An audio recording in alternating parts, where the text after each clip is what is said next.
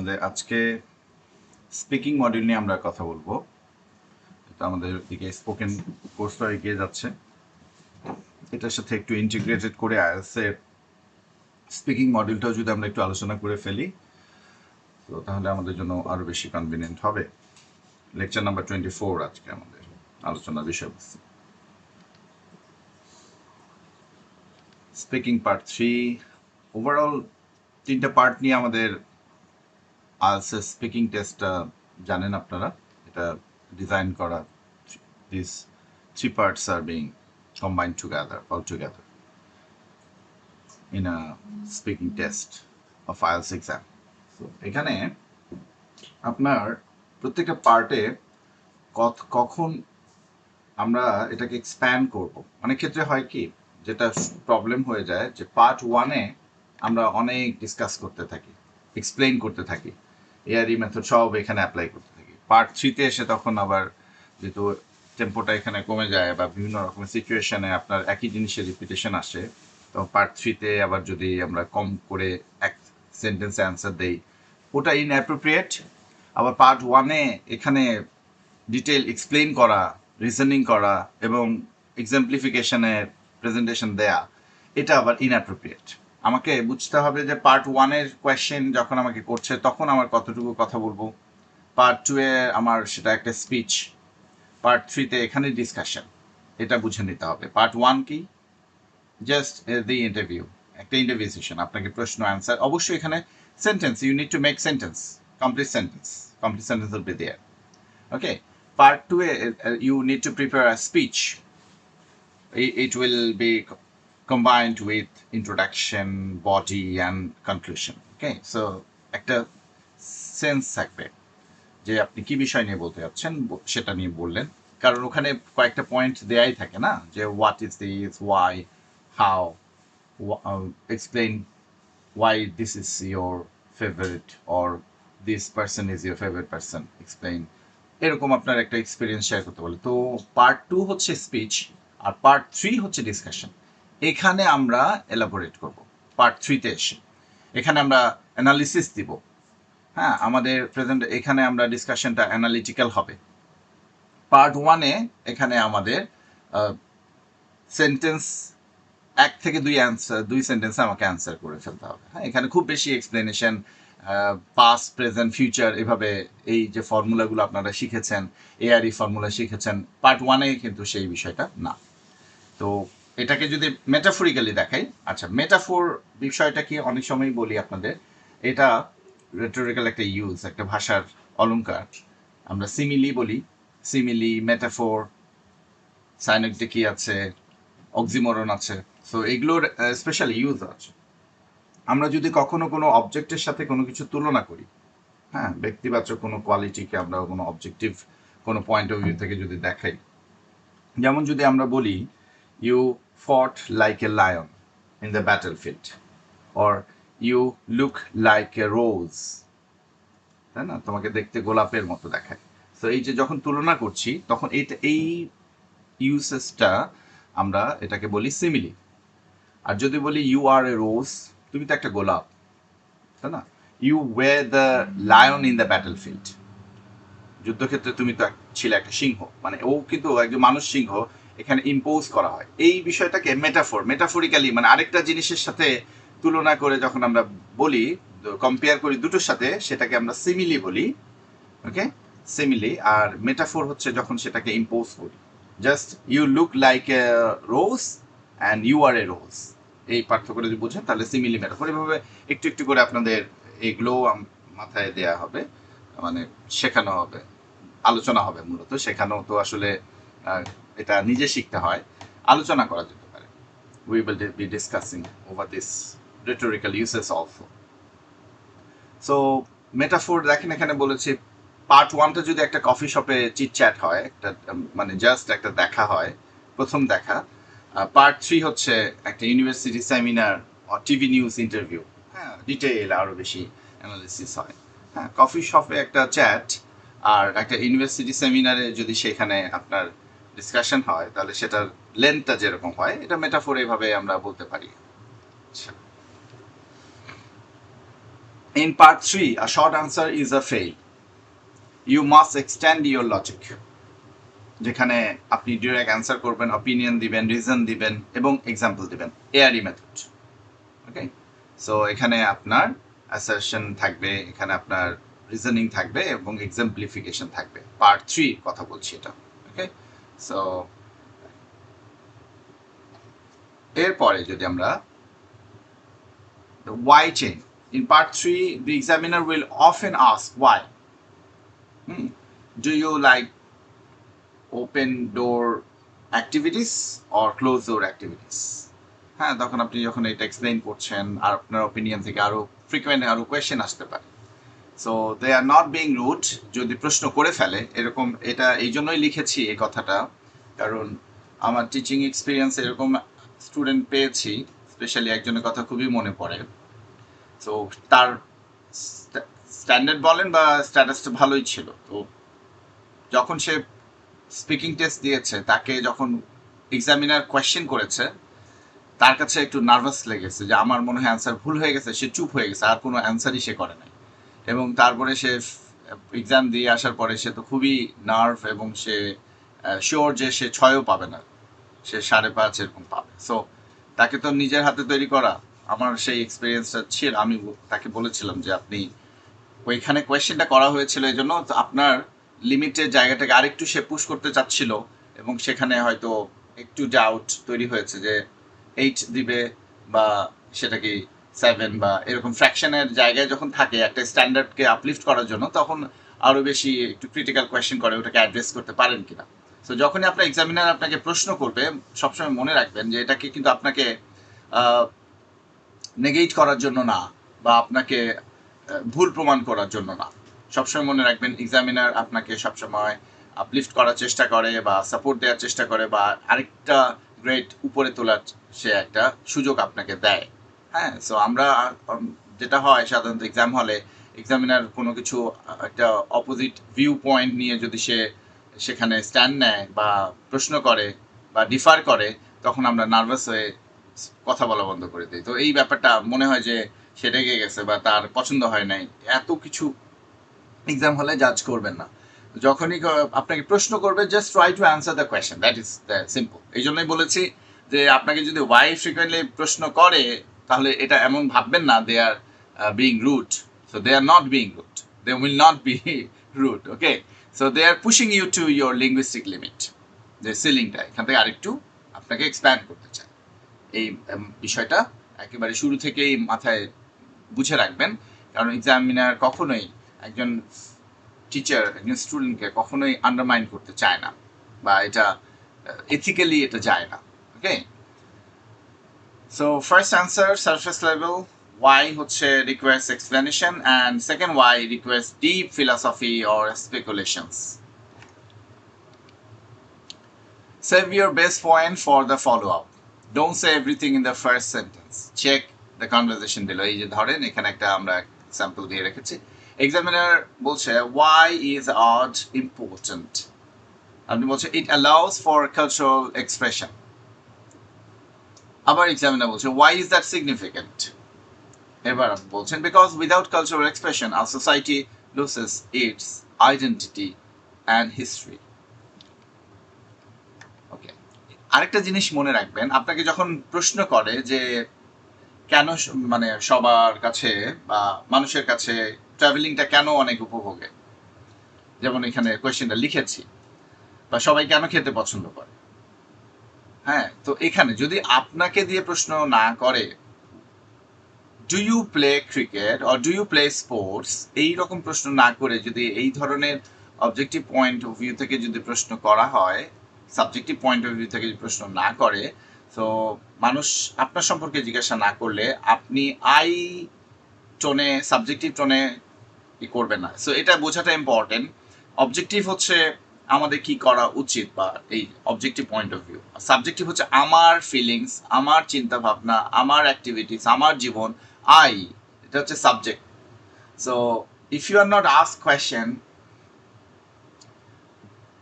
Subjective point of view থেকে যদি question না করে আপনাকে, আপনি সেটা সাবজেক্টিভ পয়েন্ট অফ ভিউ থেকে অ্যান্সার করবেন না, মানে আইটাকে অ্যাভয়েড করা। যেটা বলতে চাচ্ছি আপনাকে, আপনার বুঝবেন যে এখানে আপনাকে সম্পর্কে জানতে চেয়েছে নাকি এটা জেনারেল একটা আইডিয়া সম্পর্কে জানতে পেরেছে। জেনারেল আইডিয়া সম্পর্কে, টেন্ডেন্সি সম্পর্কে, একটা প্যাটার্ন সম্পর্কে, একটা ট্রেন্ড সম্পর্কে যদি জানতে চায় তাহলে আই দিয়ে অ্যান্সার করবেন না। যেমন why do people like travelling, আপনি যদি বলেন I like travelling because I want to see new places, দেখেন প্রশ্ন কোথায় করেছে আর আপনি উত্তরটা কোথায় দিয়েছেন।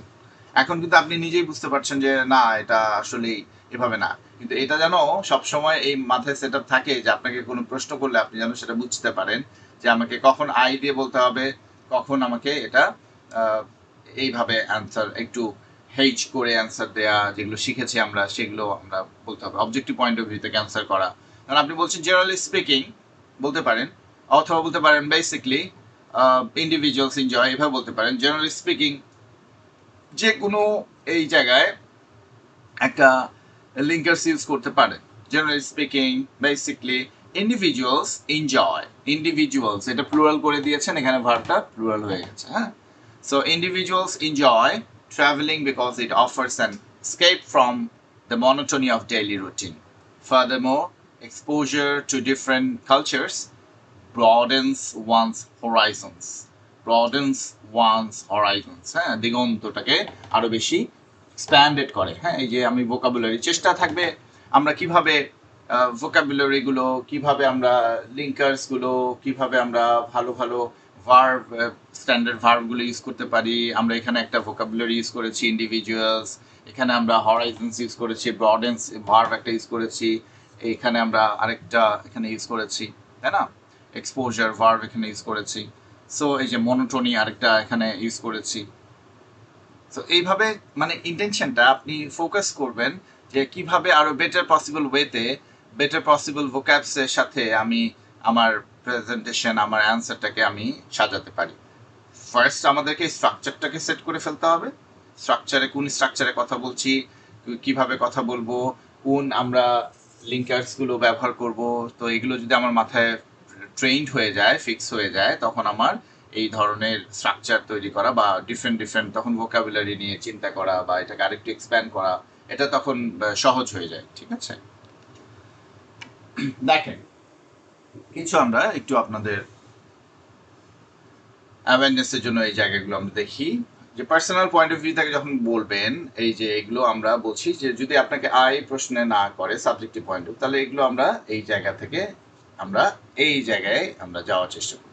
যেমন আপনি বলছেন আই থিঙ্ক, এটা না বলে যদি আপনি বলেন it is generally considered from a societal perspective.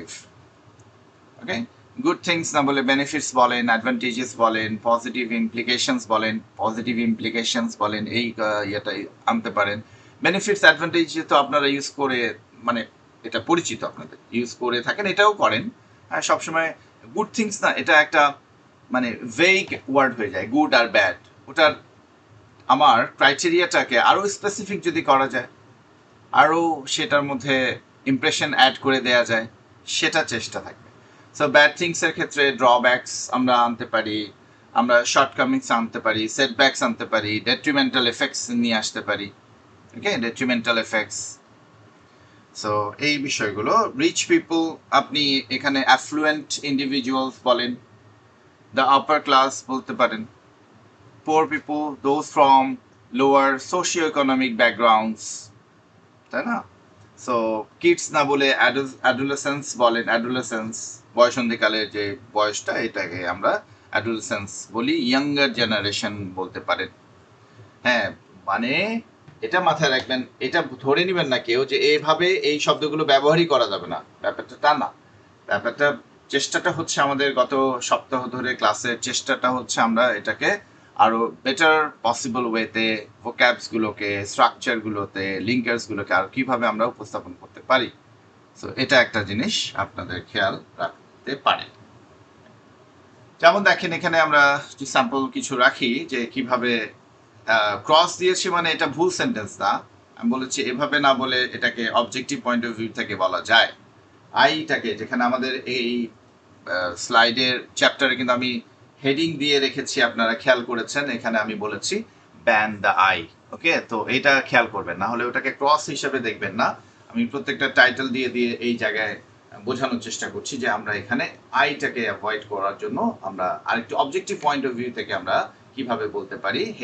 Hedge তো শিখেছি, সেখানে আমরা দেখেন কিভাবে উপস্থাপন করা যেতে পারে। I think buying a house is too expensive for me. দেখেন এইখানে এই যে আমরা এভাবে যদি সেন্টেন্সে বলি, property ownership has become increasingly unaffordable for the average citizen, তাই না? আপনি অবজেক্টিভ পয়েন্ট অফ ভিউ থেকে বললেন property ownership has become increasingly unaffordable for the average citizen. দিন দিন এটা আরও বেশি প্রাইস বাড়ছে এবং অ্যাফোর্ড করার সীমাটা ছাড়িয়ে যাচ্ছে। সো এইভাবে উপস্থাপন করতে পারেন আপনি। এটা সিম্পল একটা স্ট্রাকচার, এটা ভুল সেন্টেন্স না, কিন্তু আমি বলছি আইটাকে অ্যাভয়েড করেন, অবজেক্টিভ পয়েন্ট অফ ভিউ থেকে দেখান। আরেকটা সেন্টেন্স দেখেন এখানে, kids these days spend too much time on phones. So আপনি এটাকে আরো সুন্দরভাবে উপস্থাপন করতে পারেন, there is a growing concern that the younger generation is becoming overly reliant on digital devices. হ্যাঁ, তো এই যে এইখানে ব্যাপারগুলো দেখেন, এখানে রিলায়েন্ট হচ্ছে কেন, রিলায়েন্স বিষয়গুলো যে অ্যাডজেক্টিভ নাউন এগুলো কিন্তু আপনার আবার ভালো মতো বা যত বেশি দেখবেন এবং পড়বেন, আপনাদের এখন স্ট্র্যাটেজি হচ্ছে আপনারা রিডিং প্যাসেজ প্রতিদিন একটা করে রিডিং টেস্ট সলভ করবেন। সো এটাতে অনেকে একটু কনভিন্স নাও হতে পারেন যে আমি তো বুঝতেই পারছি না। হ্যাঁ, আমরা কিন্তু একটা ফেজে 2 সপ্তাহ ধরে প্র্যাকটিস করেছি যে আমরা যত সময় লাগে আমরা রিডিং একটা প্যাসেজই পড়বো, সেটা 2 ঘন্টা লাগুক। এখন যেটা করবেন দেখেন, আমরা কেন এটা এখন আমি সরাসরি টেস্টে বলেছি, একটু খেয়াল করার চেষ্টা করবেন। আপনাদেরকে আমরা অনেকগুলো স্ট্র্যাটেজিস শিখিয়েছি, কোয়েশ্চেন প্যাটার্নগুলো কোনটা কিভাবে ডিল করতে হবে। Most of the question patterns have been discussed already, তাই তো? তো আপনারা প্রত্যেকটা ডিল করা শিখেছেন। এখন আপনার একটা লেভেল আছে, যে লেভেলে আপনি আছেন, এখন আপনি যদি কোয়েশ্চেনগুলোকে, যেমন আমরা স্ট্র্যাটেজি বলেছি যে টাইটেল পড়বেন, সাবটাইটেল পড়বেন, কোয়েশ্চেন পড়ে কিওয়ার্ডস দিয়ে আপনি যখন এটাকে এটা স্ক্যান করে আপনি লোকেশনটা বের করে অ্যান্সারটা বের করে ফেলতে পারবেন, যে আপনার মধ্যে যে একটা অ্যাওয়ারনেস তৈরি হবে এবং একটা এক্সপিরিয়েন্স আপনি করতে পারবেন যে কোয়েশ্চেন থেকে আপনি অ্যান্সারগুলো বের করতে পারছেন without having red the full text. এই বিষয়টা আপনাকে অনেক বেশি মোটিভেট করবে এবং আপনাকে অনেক বেশি সাহসী করে তুলবে এবং গ্র্যাজুয়ালি আপনার স্ট্যান্ডার্ডটা একটু আপলিফ্ট হয়ে যাবে। বোঝাতে পেরেছি তো? এমন না যে রিডিং টেস্টে একেবারে প্রত্যেকটা ওয়ার্ড বাই ওয়ার্ড মানে জেনে বুঝে পারলে আপনার অ্যান্সারগুলো ভালো হবে। আপনি যত ফাস্ট পড়তে পারবেন, বিষয়টা আপনাকে কোয়েশ্চেন অ্যান্সারগুলো বের করা, যত ভালো কোয়েশ্চেন বুঝতে পারবেন তত ভালো অ্যান্সার করতে পারবেন। এখন আপনারা যখনই 1 ঘন্টার মধ্যে এটা সলভ করার চেষ্টা করবেন এবং দেখবেন যে আপনার 15, 18, 20, 22, 24, 26 এইরকম গ্র্যাজুয়ালি আপনি যদি রেগুলার বেসিসে একটা করে টেস্ট করেন, এভাবে বাড়তে থাকবে। হ্যাঁ, সো আপনার এক্সপিরিয়েন্সটাও খুব, জার্নিটাও ভালো হবে এবং আপনি এই যে কোয়েশ্চেন ডিল করা শিখবেন। তাহলে এটা বাড়বে কখন? আপনি ভালোভাবে কোয়েশ্চেন যদি বুঝতে পারেন, আপনি অ্যান্সারটা বের করতে পারবেন। এখন আমাদের যতদিন আলোচনা, যারা রেগুলার ক্লাস করছেন, এই আলোচনার ফলেও কিন্তু একটা ম্যাচুরিটি লেভেল ডেভেলপ হয়। আপনি হোমওয়ার্ক না করে থাকেন বা কোনো কিছু প্র্যাকটিস না করতে পারেন, কিন্তু আপনি যে প্রতিনিয়ত যে ক্লাস করছেন, এই যে বিষয়টার সাথে লেগে আছেন, শুনছেন, একটু চেষ্টা করছেন, এটার মাধ্যমে কিন্তু আপনার একটু সেন্স ডেভেলপ হয়েছে, একটু ম্যাচুরিটি লেভেল আসছে এবং আপনি অনেক কিছু জিনিস এখন জানতে পেরেছেন এবং ধাপে ধাপে জেনেছেন। এমন না যে আপনাকে স্ট্র্যাটেজিগুলো র্যান্ডমলি শুধু বলে ফেললাম আর আপনি সেটা অ্যাপ্লাই করছেন, এটা তো পসিবল না। Gradually we spend a lot of time here. Gradually আপনার একটা ম্যাচুরিটি লেভেলটা বেসেছে। এই জন্যই আপনাদেরকে সবসময় বলেছি, try to be regular, try to attend the class in a regular basis. এই আলোচনা, এই দেখা, এই বোঝাপড়া থেকে অনেক কিছু আপনার ম্যাচুরিটি লেভেলটা ইম্প্রুভ করবে। আর যদি এটাকে আপনি প্র্যাকটিসে এক্সিকিউট করতে পারেন, এটা তো আপনার এক্সপার্টাইজ লেভেল ডেভেলপ করে যাবে, আপনার স্কিল বেড়ে যাবে। হ্যাঁ, তবে আন্ডারস্ট্যান্ডিং, অ্যাওয়ারনেস, এক্সপিরিয়েন্স এগুলো অনেক ভ্যালু আছে, বুঝতে পেরেছেন? সো ঘোরাফেরা করলে দেখতে থাকলেও ব্রেইন কিন্তু আপনার ম্যাচিউর হয়ে যাচ্ছে, ব্রেইন কিন্তু বড় হচ্ছে, ব্রেইন কিন্তু আরও বেশি এক্সপিরিয়েন্স হচ্ছে। তো ওই এক্সপিরিয়েন্স থেকে, ওই আন্ডারস্ট্যান্ডিং থেকে, ওই অ্যানালিসিস থেকে আপনাদের যে টেকনিকগুলো আপনি ধীরে ধীরে ধীরে ধীরে একটু একটু করে আপনাকে ফিট করানো হয়েছে, নারিশ করা হয়েছে, সেগুলোর বেসিসে আপনি দেখেন এখন ডিল করতে পারবেন। সো এটা আমরা যদি ব্যাক অফ দ্য মাইন্ডে আমি ধরে রাখি যে আমি এটা পারবো না, আমি তো বুঝতেছি না, তখন বিষয়টা আপনি পারা পসিবল হবে না। কিন্তু আপনি যদি সত্যি একেবারে ইম্পার্শিয়াল ওয়েতে, বায়াস না হয়ে, ব্রেইনে কোনো কিছু জাজমেন্ট না ক্যারি করে যদি আপনি সলভ করতে যান টেস্ট, আপনি দেখবেন সলভ করতে পারছেন। তো এই বিশ্বাসটা নিয়ে আপনাকে সলভ করতে হবে, কারণ বাই দিস টাইম আপনি প্যাটার্নগুলো শিখে গেছেন। তো এখন প্রতিদিনই আপনাকে একটা করে টেস্ট 1 ঘন্টার মধ্যে দেয়া প্র্যাকটিস করতে হবে। প্রথম দিন আসুক, আপনার 6টা হয়েছে, 8টা হয়েছে, 10টা হয়েছে, 12টা হয়েছে, ইট ডাজন্ট ম্যাটার। আপনি রেগুলার বেসিসে এই এক্সপিরিয়েন্সটা করেন। আপনি 40টা কোয়েশ্চেন, 3টা টেস্ট আপনি 1 ঘন্টার মধ্যে কিভাবে ম্যানেজ করছেন। 15, 20, 25 টাইম বলেছি, 20 করতে পারেন। তারপর গ্র্যাজুয়ালি এটা ইমপ্রুভ হবে। সো আপনাকে এখন এইটাও যদি আপনি না করেন, প্র্যাকটিস না করেন, এক্সপিরিয়েন্স না করেন, তাহলে তো আপনি এটার আয়ত্তে নিয়ে আসতে পারবেন না, বা আপনি এক্সপিরিয়েন্সও করতে পারবেন না, যেটা করা পসিবল। আমি বলছি পসিবল, কিন্তু আপনি সময় দিচ্ছেন না। আপনি বিশ্বাস করেন ওই হাতির বাচ্চার মতো, আপনার যখন একটা বিশ্বাস আপনি হৃদয়ে ধারণ করছেন যে আমার পক্ষে আর এই শিকল থেকে বের হওয়া সম্ভব না, তখন বড় হাতি হয়েও ওই আর শিকল থেকে সে বের হওয়ার চেষ্টাই করে না। তো আপনাদেরও ব্যাপারটা এটা যেন সাইকোলজিক্যাল ব্লক যেন না তৈরি হয়। তো আপনাকে যখন যেটা বলা হচ্ছে আপনি সেটা এক্সপিরিয়েন্স করেন, দেখবেন যে হয়ে যাবে। ওকে, সো প্রতিদিনই 1 ঘন্টা আপনাকে ইনভেস্ট করতে হবে রিডিং আপনাকে সলভ করতে। একটা পুরো টেস্ট সলভ করবেন, 3টা প্যাসেজ আপনি সলভ করবেন, কোয়েশ্চেন পড়বেন, যেভাবে আপনাকে রিডিং স্ট্র্যাটেজি দেখানো হয়েছে বলেছি যে এভাবে করবেন 60 মিনিটের মধ্যে, জাস্ট লাইক একদম রিয়েল এক্সামের মধ্যে আপনি প্র্যাকটিস করা শুরু করেন, যে বইগুলো কিনেছেন।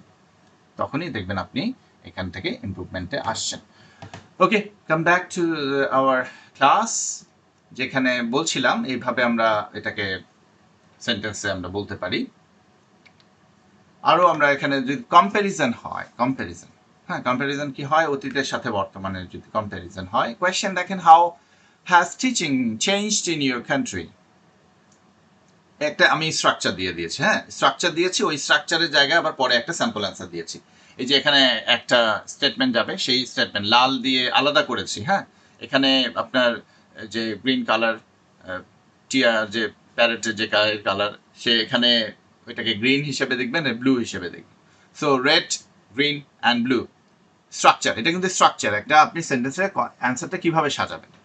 সো আপনি ইন দ্য পাস্ট, আবার এখানে আপনি স্যাম্পলে যদি বলেন কই স্যার তো এখানে ইন দ্য পাস্ট লিখে নি, সো একটু ডিফারেন্স ওয়েতে ডিফারেন্ট ইয়েটাও, ফ্রেজটাও এখানে ব্যবহার করার চেষ্টা করেছি যেন এটার একটা অল্টারনেটিভও আপনার থাকে। সো আপনি ইন দ্য পাস্ট বলেন, ইন প্রিভিয়াস ডিকেডস বলেন, ইন প্রিভিয়াস ডেইজ বলেন, আপনি যেভাবে বলেন, ইন প্রিভিয়াস ইয়ার্স বলেন, it's okay. So in the past বলতে পারেন, তারপরে হাউএভার, নাওএডেজ, মানে পাস্ট, প্রেজেন্ট, ফিউচারের যে বিষয়টা। আর হচ্ছে আপনি যে পাস্টের সাথে যদি প্রেজেন্টে যদি কম্প্যারিজন হয়, তখন আপনি বলছেন এটাকে this shift is largely due to, কেন এটা হচ্ছে, অতীতে কি ছিল, বর্তমানে কি মানে হচ্ছে বা হয়েছে, এবং এটা কেন, এটার কারণটা কি, এইভাবে ব্যাখ্যা করে আপনি আনসার। আপনাকে বলছে how has teaching change in your country, কিভাবে চেঞ্জ হয়েছে তোমার দেশে, এই শিক্ষা পদ্ধতিটার পরিবর্তন কিভাবে পরিবর্তন এসেছে। যদি আপনাকে প্রশ্ন করে, তাহলে অবশ্যই আপনাকে সেটা একটা অবস্থা ছিল যেখান থেকে পরিবর্তন হয়েছে দেখাতে হবে। তো এটার ক্ষেত্রে এই স্ট্রাকচার ফলো করবেন। In previous ডিকেডস teaching was very teacher centred, কি করে টিচার সেন্টার। দেখেন এখানে আমি এখানে সেমিকলন ইউজ করেছি। সেমিকলন ইউজ করা মানে কি, এর পরে এই বিষয়টাকে ব্যাখ্যা, এই যে বললেন টিচার সেন্টার, এটাকে এখন ব্যাখ্যা করছেন। The instructor spoke and students listened, এটাকে টিচার সেন্টার বলছেন, মানে এখানে শুধু লেকচার দেওয়া হয় এবং স্টুডেন্টরা সেখানে শোনে। এরপরে বলছেন বর্তমানে হাওয়েভার, এখানে হাওয়েভার বলতে পারেন। হাওয়েভার মানে কি, এটাকে অল্টার করছেন। এটার আরেকটা সিনোনিমাস এখানে দিয়েছি, ইন স্টার কন্ট্রাস্ট, এটারই সিনোনিমাস ওয়ার্ড, তাই না। তো ফার্স্ট স্টেটমেন্ট থেকে এটা আমি কন্ট্রাস্ট করছি। সো হাওয়েভার দিয়েও সেটা বলা যায়। In stark contrast, modern education is far more interactive and student led মানে স্টুডেন্টদেরকে দিয়েই আমরা লেড করাই, ওখানে তারা এটাকে লিড নেয়, তারা অ্যাক্টিভিটিসের মধ্যে এঙ্গেজ, তারা ইন্টারঅ্যাক্ট করে। তো এই বিষয়টা এখন আপনি এটাকে বলছেন, কারণটা বলছেন দিস ইভলিউশন। এখানে কিন্তু আমি বলেছি দিস শিফট, আর এখানে ওটা অল্টারনেটিভ এখানে দিয়েছি, this evolution is driven by the recognition that active engagement leads to better retention. যদি এঙ্গেজ আপনি, if you can engage your students in the learning process আপনার স্টুডেন্টরা বেটার শিখবে, সে লিডারশিপ নিতে পারবে, সে রেসপন্সিবল হবে, সে অ্যাকাউন্টেবিলিটি সেখানে সে he or she will be accountable, he or she will be responsible. Okay, so আমাদের কাজ হচ্ছে, শিক্ষকদের কাজ হচ্ছে স্টুডেন্টদেরকে এঙ্গেজ করা। যে কাজটা যদি এঙ্গেজমেন্টের কাজটা যদি প্রপারলি হয় তাহলে শেখাটা খুব ভালো হয়। আপনারা এক্সপিরিয়েন্স করে থাকবেন যারা আপনারা রেগুলার অ্যাক্টিভিটিসের মধ্যে কাজগুলো করছেন, প্র্যাকটিস করছেন, গ্রুপে ভিডিও পোস্ট করছেন, হোমওয়ার্ক দিচ্ছেন, যারা যত বেশি ইনভলভ, যারা যত বেশি এঙ্গেজ হচ্ছেন তার রেজাল্টটা তত বেটার আসবে। সো এখানে আপনাকে স্টুডেন্ট লেড এডুকেশন যদি হয় তাহলে সেটা বেশি প্রোডাক্টিভ হবে। ওকে, আরেকটা হচ্ছে স্পেকুলেশন। স্পেকুলেশন মানে ফিউচার নিয়ে যদি আপনাকে কখনো জানতে চায়। একটা হচ্ছে পাস্ট প্রেজেন্টের, আপনি প্রশ্ন শুনেই বুঝতে পারলেন যে কিভাবে চেঞ্জ হয়েছে, তার মানে অতীতে কি ছিল এখন কি আছে, এটার উপরে প্রশ্ন করেছে। আর যদি আপনাকে ফিউচার স্পেকুলেশন মানে অনুমান, ফিউচারকে আপনাকে প্রেডিক্ট করতে হয়, সেক্ষেত্রে আপনি কিভাবে করবেন, তাহলে কোয়েশ্চেনটা যদি এভাবে ধরেন, একটা স্যাম্পল কোয়েশ্চেন হিসেবে এনেছি, একসাথে তো অনেক কোয়েশ্চেন, আপনি আরেক রকম কোয়েশ্চেন ভাবতে পারেন মাথায়। সো একসাথে অনেকগুলো দেওয়া পসিবল না, অ্যাট এ টাইম একটা জায়গায়, অ্যাট এ টাইম আপনি একটা প্লেসেই থাকতে পারবেন। আপনার এখন একই সময় অনেকগুলো প্লেসে থাকার পসিবিলিটি ছিল, কিন্তু আপনি ঠিক একটা জায়গায় থাকেন। এরকম ভাবে যখন আমরা কোনো কিছু চুজ অ্যান্ড পিক আমরা করি তখন আমাদের এরকম র্যান্ডমলি চলে আসে। তো যেটা ফিউচারের ক্ষেত্রে কি আসে, আমাদের এআই, মাথায় ভাবলেই এআই, ভাবলেই রোবট, ভাবলেই আমি যেহেতু শিক্ষক তাহলে শিক্ষকের ব্যাপারটাও এটা একটা আসে, চলে এসেছে। উইল রোবট রিপ্লেস টিচার্স, আপনাকে ফিউচার একটা স্পেকুলেশন তো এটা। সো স্ট্রাকচারটা এখানে আপনি এভাবে রাখতে পারেন, it is highly likely or it is highly unlikely. আপনি যদি পজিটিভ হন, হ্যাঁ এটার ক্ষেত্রে likely then, unlikely then, that, এরপরে প্রেডিক্ট করেন। ঠিক আছে, তারপরে আপনি বলছেন ওয়াইল, এরপরে আপনি এখানে বলছেন এটা আরেকটা অপোজিশন দিয়ে বলছেন, আলটিমেটলি এটা একটা কনক্লুশন আপনি দিচ্ছেন। খেয়াল করেন এটা একটা স্ট্রাকচার, এই স্ট্রাকচারে আপনি ফিউচার বা স্পেকুলেশনস বেসড কোনো কোয়েশ্চেন যদি হয় তাহলে আপনি এই স্ট্রাকচারে ফেলে দিতে পারেন। তো এটার আমরা একটা স্যাম্পল এখানে যদি দেখি, ইট ইজ হাইলি ইমপ্রবাবল, দেখেন এই যে হাইলি, লাইকলি, আনলাইকলি, এখানে এটাকে দিয়েছি। ওকে, সো আপনার জন্য যত অপশন বেশি থাকে ততই ভালো, তাই না? সো ইট ইজ হাইলি, এটার সাথে মেলাতে যাবেন না, স্যার এখানে ফর্মুলা বললো এটা, এখানে কেন এটা ইউজ করলো। তো এত আশা করি এই চাইল্ডিশ অ্যাটিটিউড থেকে আপনারা এখন একটু বের হতে পেরেছেন। So it is highly improbable that robots, এখানে আপনাকে কি বলেছে, সাবজেক্ট কি, রোবটস, তাহলে নিয়ে আসেন, robots will fully replace humans. হ্যাঁ, এটা হওয়া পসিবল না, না? while AI can certainly, হ্যাঁ আপনি এখন আবার বলছেন এটাকে কনসেশন, এটা দিচ্ছেন, এটাকে আবার অপোজিট সাইড থেকে দেখাচ্ছেন, while AI can certainly handle data delivery more efficiently, অবশ্যই তারা উইদিন এ সেকেন্ডস তারা এটা প্রসেস করে ফেলে, ইট ল্যাক্স, এরপরে আপনি এটা বলছেন, it lacks emotional intelligence required to mentor and motivate students. এটা হচ্ছে আপনার আলটিমেট কনক্লুশন, যেটা আপনি এখানে বললেন, এই যে ইমপ্রবাবল, যে এটা ফুললি রিপ্লেস করে ফেলবে, সেটার আপনি মন্তব্যটা করলেন এখানে, কারণ তার ইমোশনাল ইন্টেলিজেন্সটা দরকার একজনকে মেন্টর করার জন্য। আপনাকে এমপ্যাথাইজড হতে হয়, আপনাকে আপনার স্টুডেন্টের প্রতি সেই বিষয়টা, তার ইমোশনাল স্টেটটাকে অ্যাসেস করতে হয়, সব কিছু মিলে। হ্যাঁ, রোবট আপনার বডি টেম্পারেচার, আপনার সব কিছু অ্যানালিসিস করতে পারবে, আপনার কি কন্ডিশন, আপনার পুরো প্রোফাইল ডেটা, কিন্তু যে ইমোশনাল ইন্টেলিজেন্সের যে জায়গাটা, এটা খুব হিউম্যানকে রেপ্লিকেট করাটা খুব একটা ইমপ্র্যাকটিক্যাল সিচুয়েশন। ওকে, সো এই রকম পয়েন্ট অফ ভিউ থেকে এখন ইমপ্র্যাকটিক্যাল, হু নোস, আল্লাহ নোজ বেটার। সো বিষয়টা এভাবে উপস্থাপন করা যে আপনি বললেন এবং সেটা বলার পরে আপনি অবশ্যই এটাকে আবার কনসেশন মানে অপোজিট, এটার যে একটা স্ট্রং সাইড আছে সেটাও আপনি বলেছেন। হ্যাঁ অবশ্যই, সার্টেনলি ডেটা ডেলিভারি অনেক এফিসিয়েন্টলি দিতে পারে, এটা নো ডাউট, কিন্তু এটা ইমোশনাল ইন্টেলিজেন্সটা ল্যাক, যেটা মোটিভেট করতে স্টুডেন্টকে হেল্প করে। ইভালুয়েশন যদি বলে, হ্যাঁ ইভালুয়েশন প্রস অ্যান্ড কনস মানে হচ্ছে অ্যাডভান্টেজ ডিসঅ্যাডভান্টেজ, হ্যাঁ এটা ভালো মন্দর যে বিষয়টা, প্রস অ্যান্ড কনস এভাবে যদি জিজ্ঞেস করে, is it good to be famous, হ্যাঁ মানে ফেমাস হওয়ার উপকারিতা এবং অপকারিতা গুলোটা আপনাকে প্রশ্নটা করেছে, is it good to be famous. So এখানে একটা স্ট্রাকচার দিয়েছি, এই ধরনের অ্যান্সারগুলোকে কি স্ট্রাকচার আমরা ফেলতে পারি আপনি সেভাবে বলতে পারেন। এটা আইএলটিএস এক্সামের জন্য আপনাকে তৈরি করার একটা চেষ্টা। দেয়ার আর সার্টেনলি বেনিফিটস সাচ অ্যাজ এইটা। তারপরে আবার অপোজিটলি বলছেন, যেমন এই যে হ্যাভিং সেড দ্যাট, যেটা রাহাত ইউজ করছে ইদানিং। হ্যাভিং সেড দ্যাট আমরা তখন বলবো যখন আমরা ওটার অল্টার করে ফেলবো, ঠিক আছে, অপোজিটটা। সো একই রকম যদি হয় তখন আমরা হ্যাভিং সেড দ্যাট বিষয়টা একটু ইনঅ্যাপ্রোপ্রিয়েট হয়ে যায়। তো এটা ধীরে ধীরে ওটা অবশ্যই স্কিল্ড হয়ে যাবে।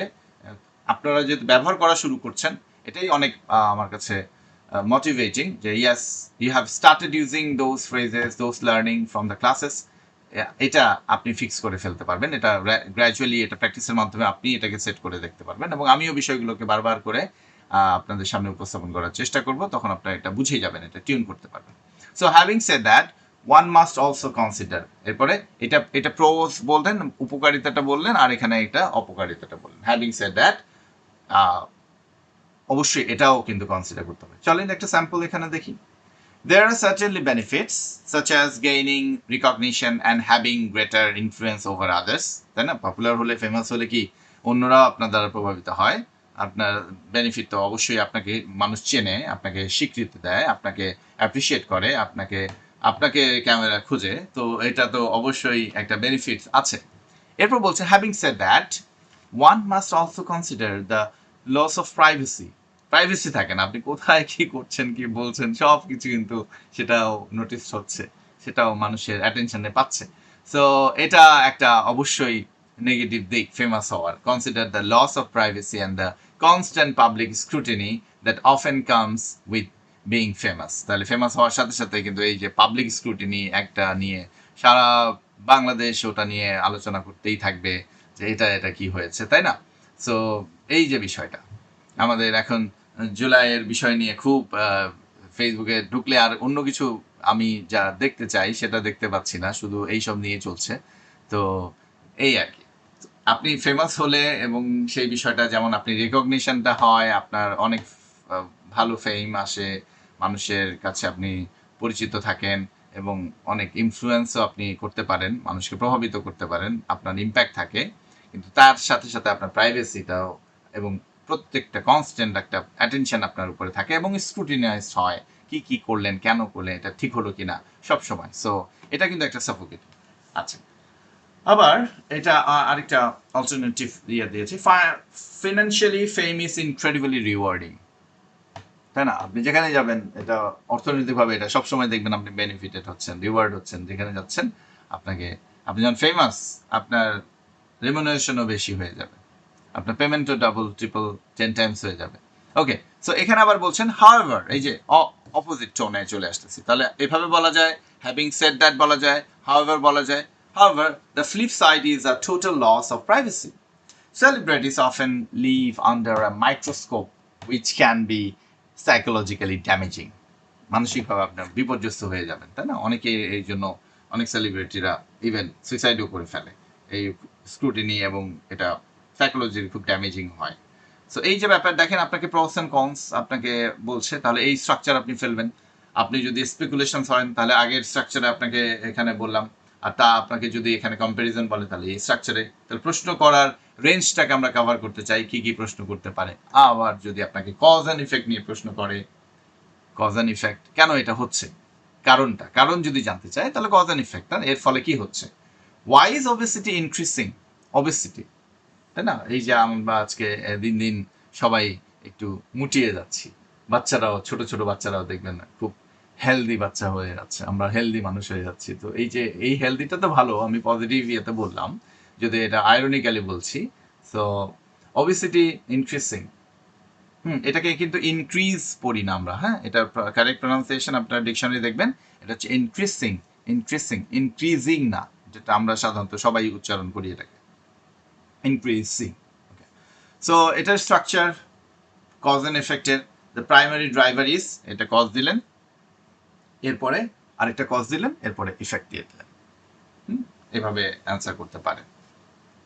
দ্য প্রাইমারি ক্যাটালিস্ট আপনারা জানেন যারা সায়েন্সের স্টুডেন্ট, প্রভাবক। So the primary catalyst is is the sedentary lifestyle. Sedentary lifestyle বলেছিলাম, মনে আছে নিশ্চয়ই, এটাকে খুব পরিচিত করে ফেলবেন। এটা আমরা ইউজ করতেই হবে আমাদের, হয় রাইটিং এ লাগবে, নয়তো স্পিকিং এ লাগবে, আসবেই। সেডেন্টারি আপনি পাবেনই আজ। সো সেডেন্টারি লাইফস্টাইল কি? এই যে আমরা সারাক্ষণ বসে বসে কাজকর্ম করি, আমাদের অ্যাক্টিভিটিস থাকে না, আমাদের মুভমেন্টটা কম হয়। আমরা অফিসে যাই গাড়িতে করে, অফিসে নামি, এরপরে চেয়ারে বসে থাকি, এরপরে খাবারও ওখানে চলে আসে, এরপরে আপনার টিস্যু দিয়ে হাত মুছে ফেলেন, ওখান থেকে অফিসে করে আবার বাসায় চলে আসেন। দেখেন আপনার মানে সাধারণত বলা হয় আপনি 5,000 থেকে 6,000 স্টেপস আপনি হাঁটবেন অ্যাটলিস্ট, মিনিমাম। সো আপনি দেখেন আপনার হয়তো 500-600টা স্টেপও হয় না সাধারণত। তো এর ফলে কি হয়, আপনার বার্নিং হয় না, ক্যালোরি বার্ন হয় না, আপনার সেটা জমে যায়। সো ফুডগুলো সেখানে স্টোরেজ হতে থাকে, সেই জন্য আমাদের অবেসিটিটাও এটা প্রাইমারি হচ্ছে কি ক্যাটালিস্ট, প্রথম প্রভাবক যেটা হচ্ছে এটা sedentary lifestyle impose by modern office job, তাই না? এত আপনাকে সুযোগ সুবিধা দিয়ে রেখেছে, সেই মডার্ন অফিস জবগুলো আপনাকে, এই কর্পোরেট কালচার আপনাকে এই সেডেন্টারি লাইফস্টাইল দিয়ে রেখেছে। খুব ফ্যাসিলিটেড। মানুষ কিন্তু স্বভাবজাতভাবে খুবই অলস। মানুষকে একটু সুযোগ দিলে মানুষ সেই অলসতার মধ্যেই থাকে। কিন্তু নিজে একটু চেষ্টা করে, একটু নিজের ফিজিক্যাল অ্যাক্টিভিটির মধ্যে এনশিওর করা, আপনাকে যতক্ষণ পর্যন্ত ফোর্স না করা হচ্ছে আপনি সেটা করছেন না। যতক্ষণ পর্যন্ত আপনাকে ডাক্তার যখন আপনাকে ডায়াগনোস না করছে ডায়াবেটিক, এটা সেটা, অসুস্থতা, ফ্যাটি লিভার, তারপর কিন্তু আবার ঠিকই আপনি তখন মনে করেন আবার সেই গাড়িতে করে পার্কে যাচ্ছেন, তারপর পার্কে একটু করে দৌড়াচ্ছেন। কিন্তু এই পার্ক পর্যন্ত হেঁটে যাওয়া, এটা আপনি আবার করছেন না। এই যে ব্যাপারটা, যাই হোক, বিষয়টা আপনারা বুঝবেন। সুস্থ থাকার জন্য আপনার অবশ্যই আপনাকে অ্যাক্টিভ রাখতে হবে, আপনার মধ্যে মোবিলিটি রাখতে হবে, আপনার বার্ন করতে হবে, ক্যালোরি বার্ন করতে হবে। সেডেন্টারি লাইফস্টাইলে আপনিও কিন্তু এই অবেসিটির মধ্যে পড়ে যাবেন, মাথায় রাখবেন।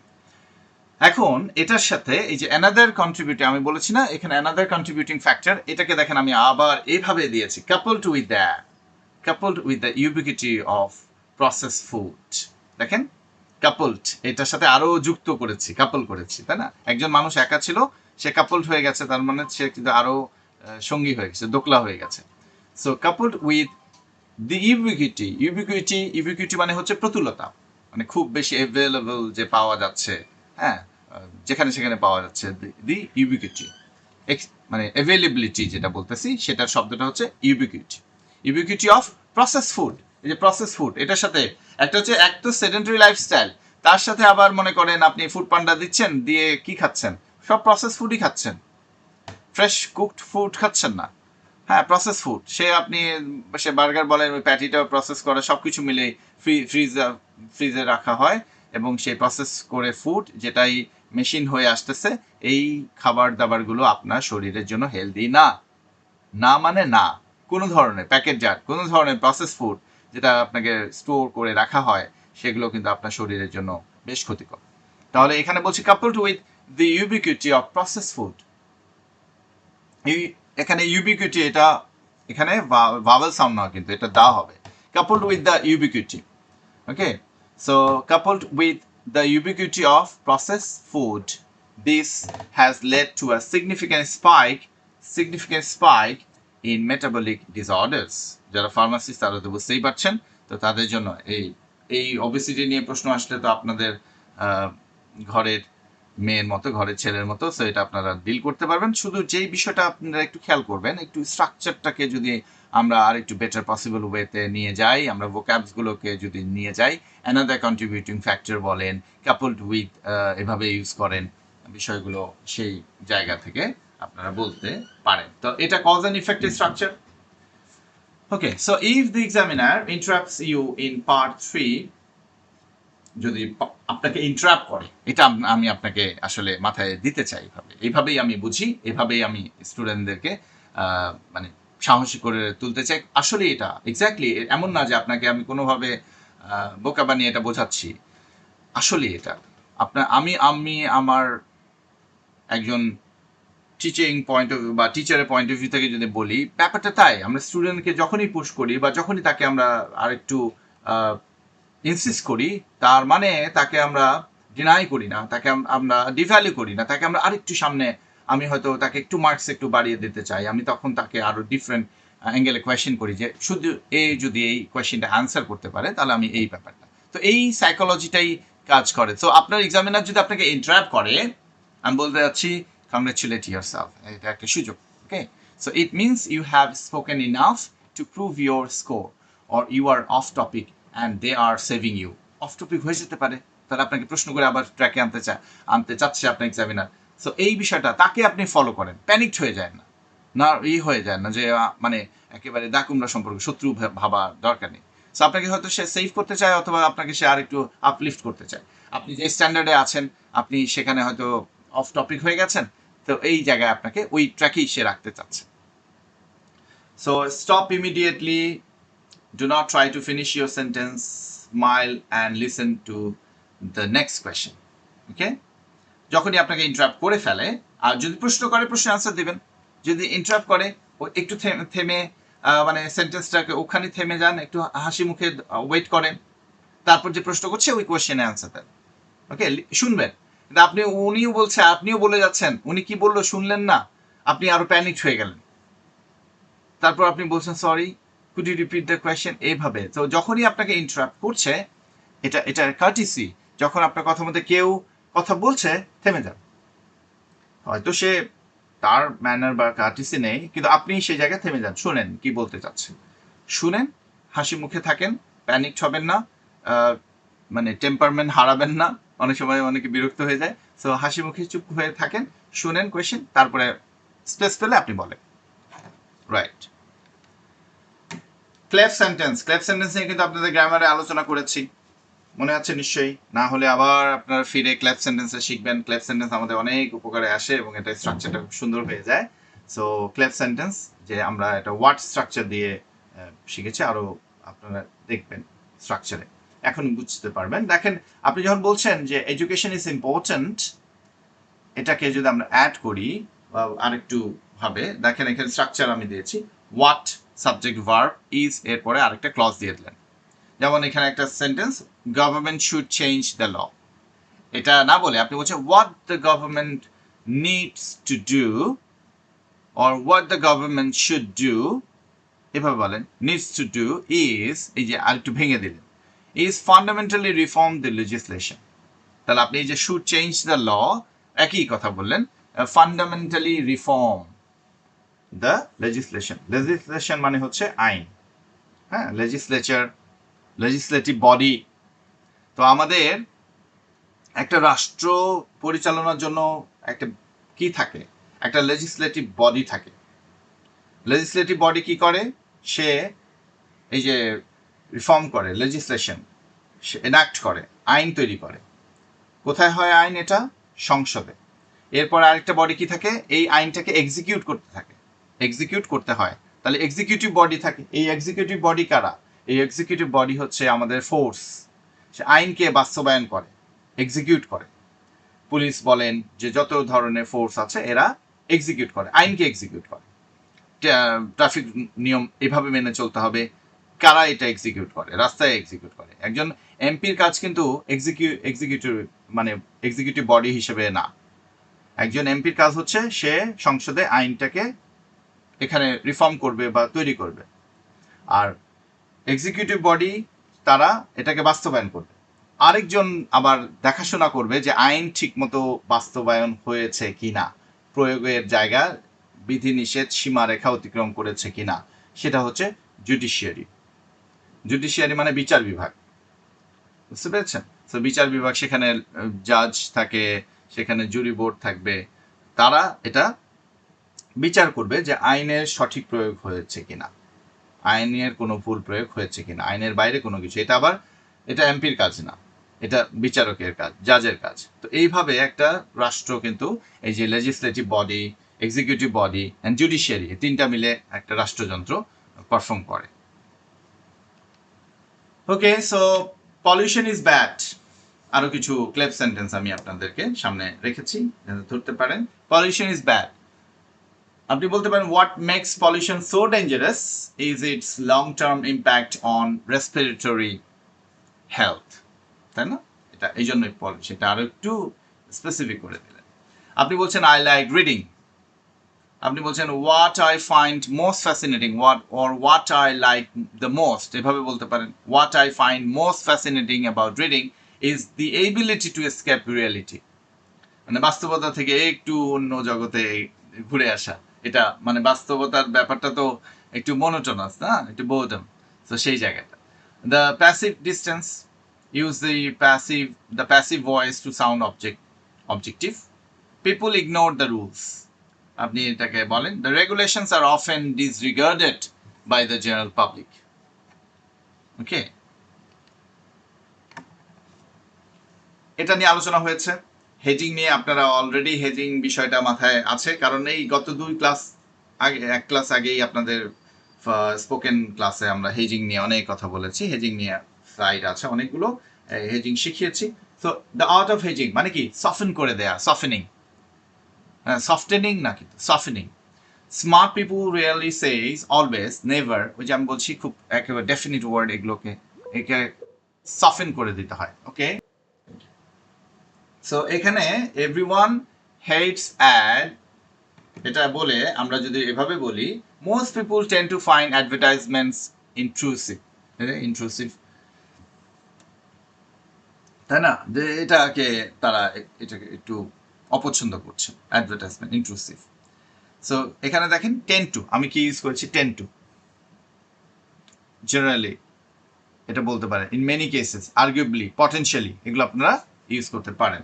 তাহলে এভরিওয়ান হেটস অ্যাড, ব্যাপারটা সঠিক না, সবাই তো একদিকে যেতে, মানে সমাজের সবাই একদিকে হবে এটা হইতেই পারে না। আমরা কখনোই এমন হয়েছে যে পুরো মানে জাতিগতভাবে সবাই একমত হয়েছি, কোনো কিছুতে একমত হইতে পারছি, সবাই একমত? দেখেন একটা পক্ষ থাকেই, অপোজিট একটা পক্ষ থাকেই।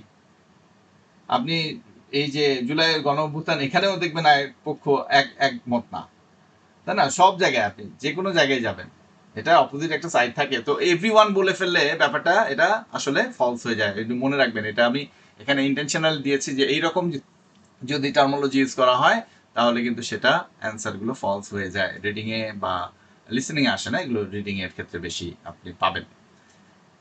ওকে, তারপরে আমরা থার্ড কন্ডিশনাল, সেকেন্ড কন্ডিশনাল আমরা ইউজ করতে পারি। Complex thought, should government pay for health care, আপনি বলছেন ideally yes, if the government were to cover all medical costs, the overall productivity of the nation would likely increase.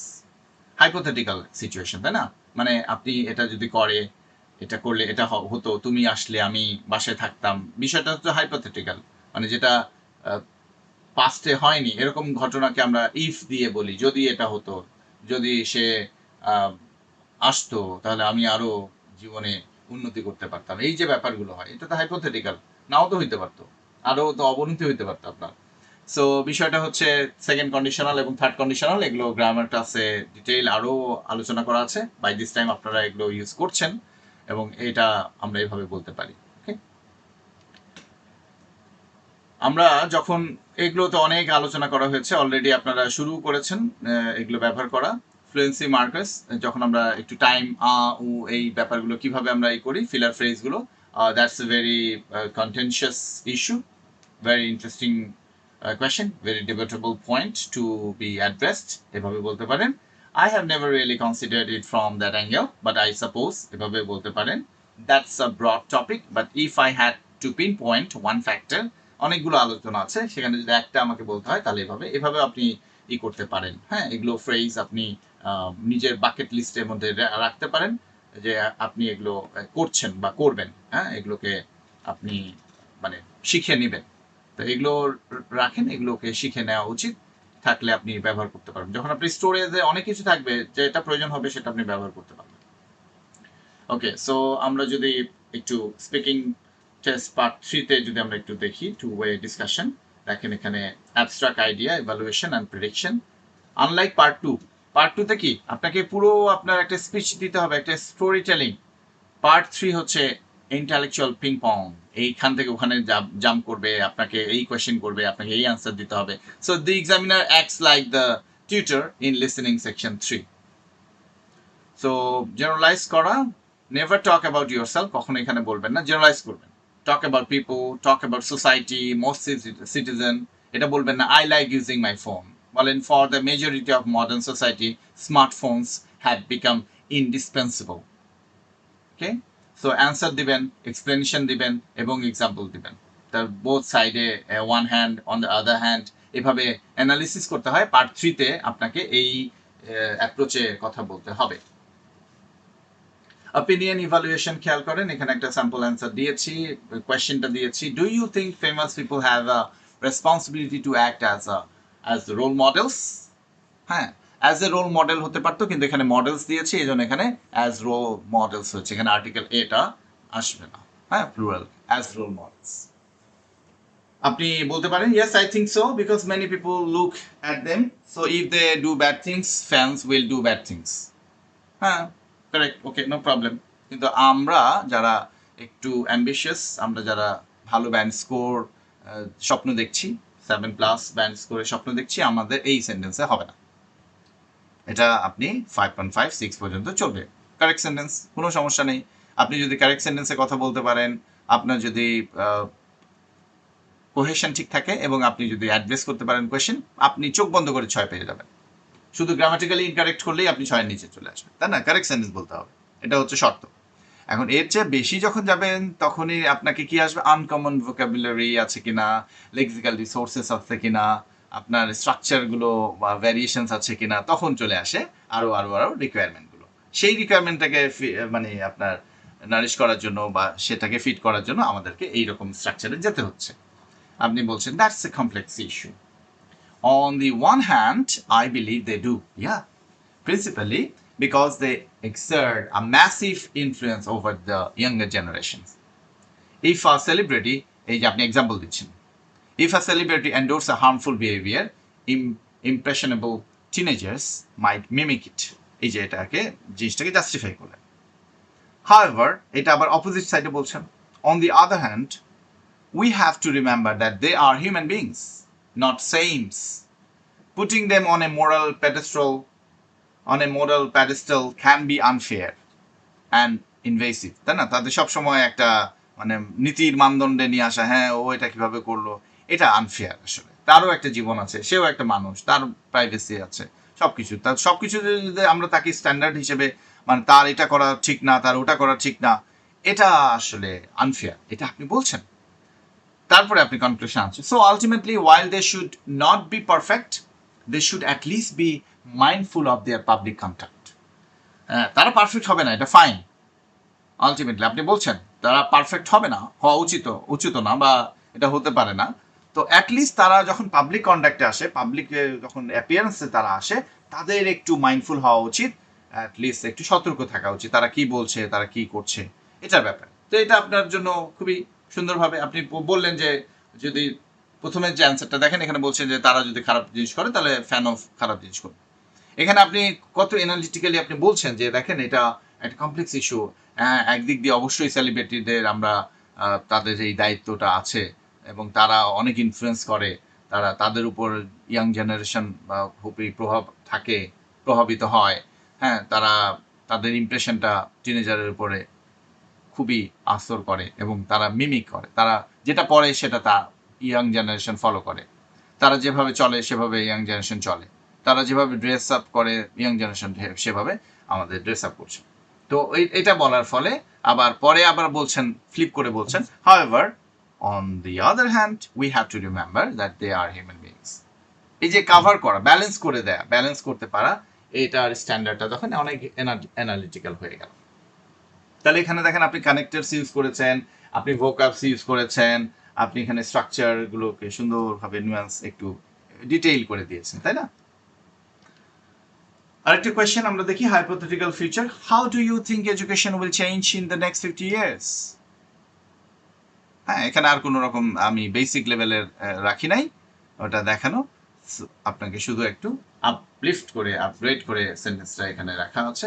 It's hard to predict, it's hard. যখন আপনি spoken ইংলিশে কথা বলবেন তখন কিন্তু সবসময় ইট ইজ পড়বেন না, আপনারা এখনো কিন্তু এবার ভেঙে ভেঙে পড়ছেন বা প্রেজেন্টেশনও দিচ্ছেন, তো এটা একটু প্র্যাকটিস করেন। It's hard to predict with certainty.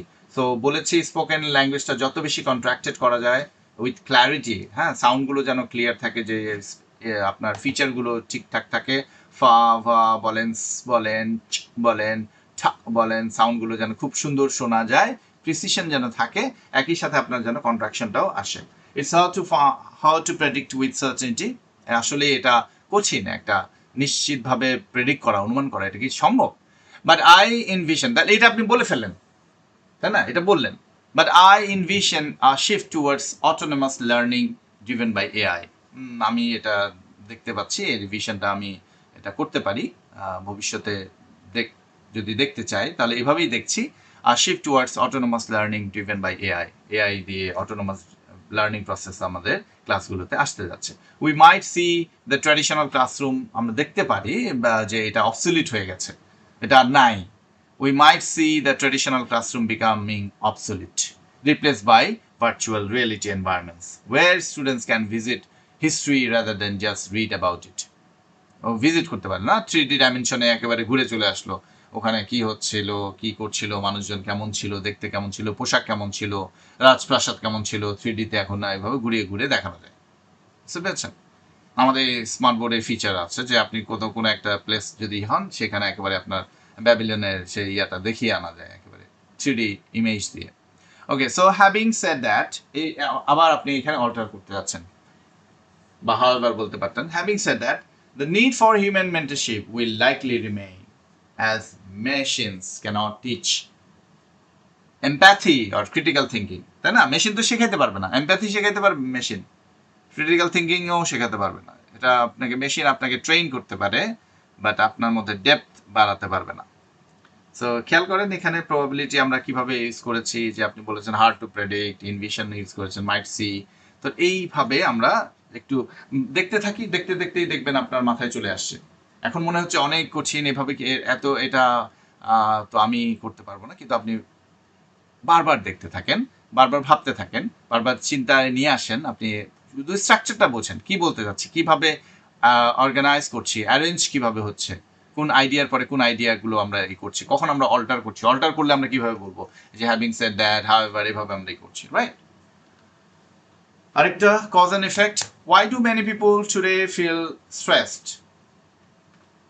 আমি বলছি I would attribute that to a few factors. আমি কিছু ফ্যাক্টর নিয়ে এখানে আলোচনা আনতে পারি। The primary driver is undoubtedly the always on work culture created by technology. তাই না? কেন স্ট্রেস হচ্ছে? কারণ আপনি দেখেন এখনকার বর্তমান মডার্ন টেকনোলজি, বিশেষ করে যারা টেক বেস কাজকর্ম করেন, আপনার কাজ কখনো শেষই হচ্ছে না। আপনার অফিস যদি 9টা 5টা হয়, তারপর আপনি বাসায় এসেও দেখেন 11টা আপনি অফিস ওয়ার্ক করতেছেন, রাতের মধ্যে ঘুমের মধ্যে আপনি অফিস ওয়ার্ক করতেছেন, সকালে উঠেও হয়তো আপনাকে একটা টেক্সট মেসেজ দিতে হচ্ছে, বা রিপ্লাই করতে হচ্ছে, বা মেইল চেক করতে হচ্ছে, মেইলে রিপ্লাই করতে হচ্ছে। সো এই জন্য আপনি সারাক্ষণই আপনি কখনোই কিন্তু আপনি মানে কাজ থেকে ফ্রি হচ্ছেন না। সেক্ষেত্রে আমাদের টিচিংটা কিছুটা সেফ জোনে আছে, তারপরেও যখন আমরা অনেকভাবে নিজেদেরকে ইনভলভ করে দিই, সেখানেও সারাক্ষণই তো মাথায় থাকছি। সো এই জায়গায় the primary driver is undoubtedly the always on work, always on, সবসময় 24/7। আমরা সবসময় এটা লিখতে অভ্যস্ত হয়েছি, এবং এটা দেখতে আমরা অভ্যস্ত হয়েছি, এবং এটা আমরা এক্সপেক্ট করি 24/7। Is it possible for a human being, for a human society? কিন্তু আমরা এটাই চাই।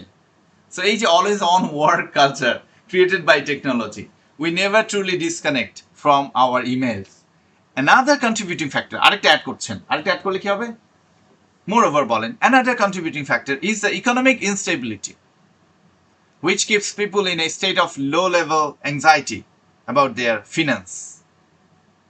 তাই না? সো এরপরে আপনি বলছেন ফলাফলে কি হচ্ছে? We are seeing a spike in burnout rates across the globe. একটা বার্ন আউট হয়ে যাচ্ছে আমাদের, আমরা সাইকোলজিক্যালি বলেন, মেন্টালি বলেন, আমরা বার্ন আউট হয়ে যাচ্ছি, আমাদের কোনো কিছু স্টোরেজ থাকতেছে না। আমরা এই জন্য আমাদের বড় বড় ট্যুর লাগে, বিদেশ ট্যুর লাগে, অনেক কিছু লাগে, কারণ এত স্ট্রেস আমাদের থাকে।